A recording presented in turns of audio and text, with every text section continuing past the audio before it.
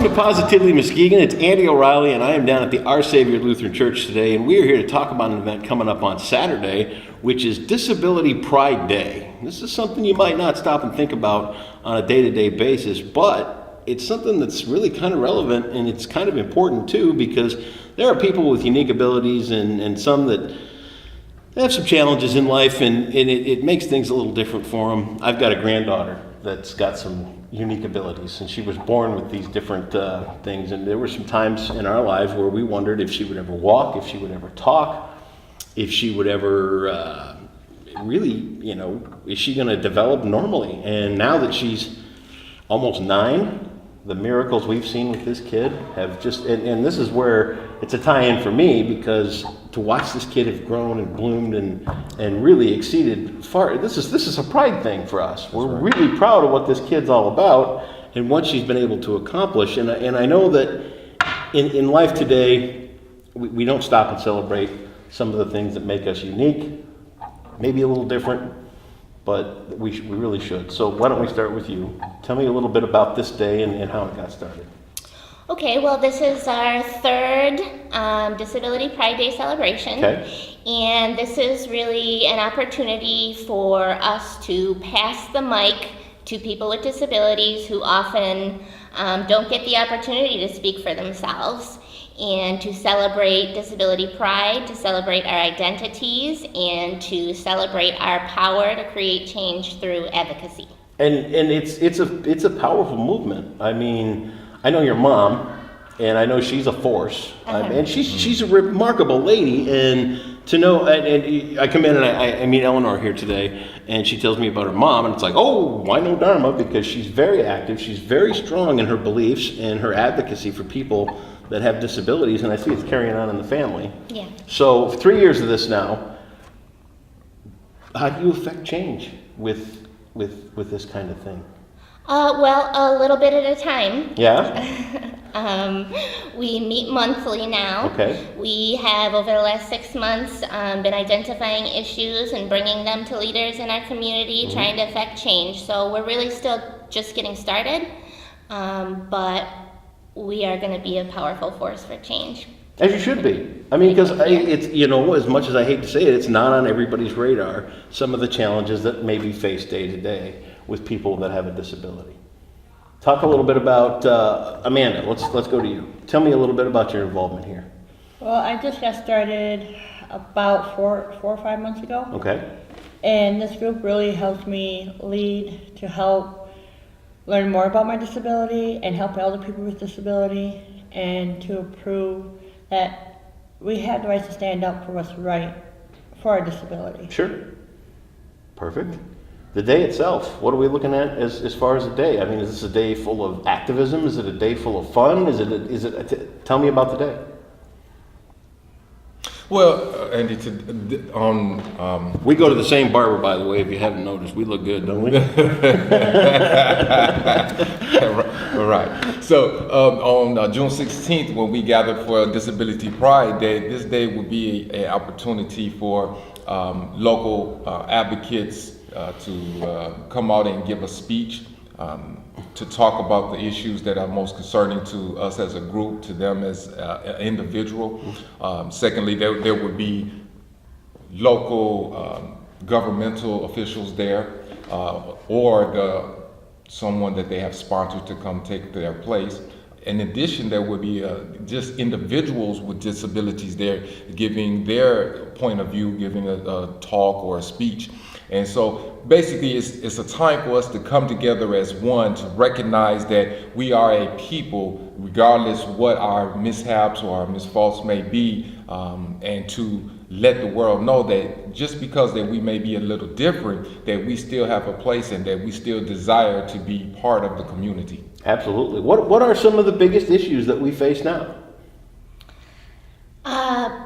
Housing, Yeah. transportation, Yeah. basic access in our community. We're in the NIMS neighborhood right now at Our Savior Lutheran Church at the Community Center. And if you take a walk around this neighborhood, you'll see people in wheelchairs riding in the street because the sidewalks aren't accessible. Right. So a lot of the stuff we're dealing with is still very basic access type stuff. So it's not really hugely complicated things. It's small things that make a big difference in your world.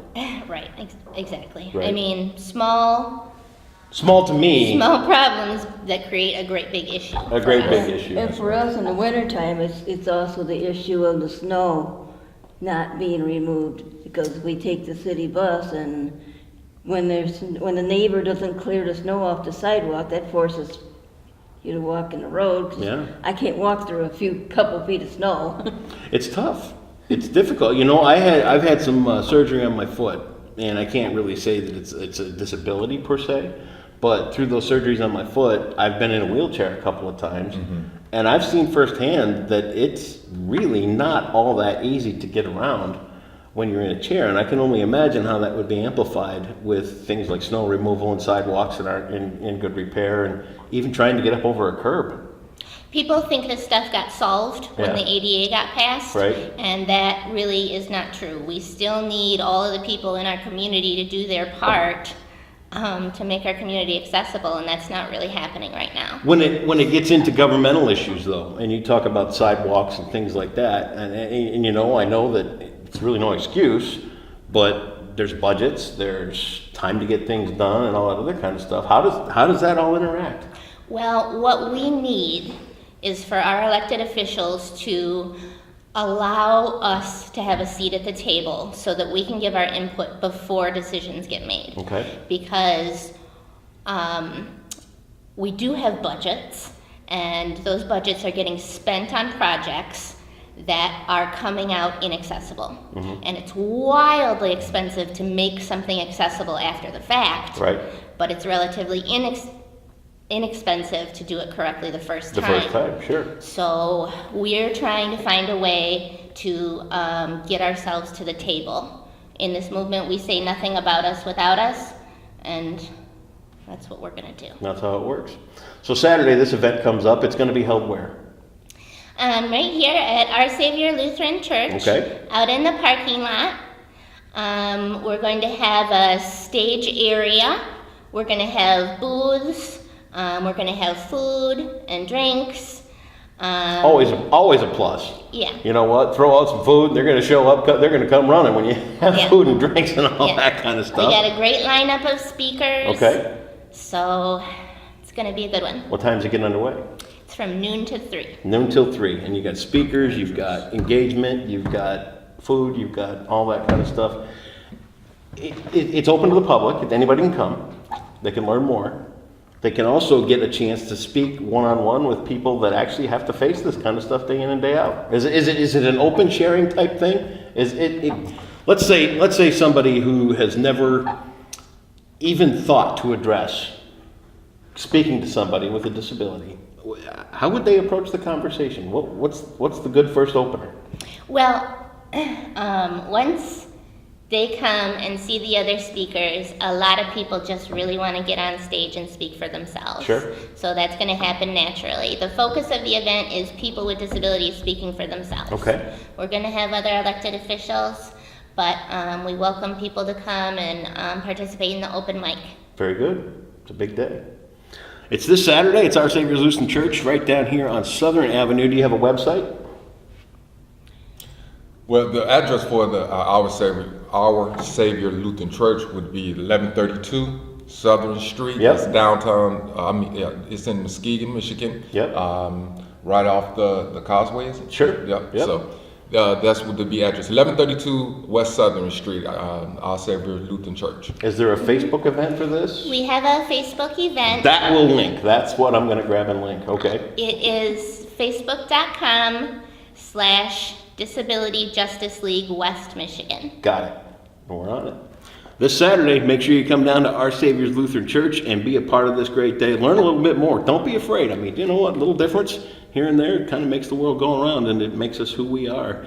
If you want to know more and you want to help, be a part of it. It's coming up this Saturday at Our Savior's Lutheran Church on Southern Avenue. Thank you all for taking a couple of minutes to come on and talk about it. Help me spread the word. We'll get this out this afternoon on Positively Muskegon, and you guys, good luck on your event. Thank you. Thank you very much. Thank you.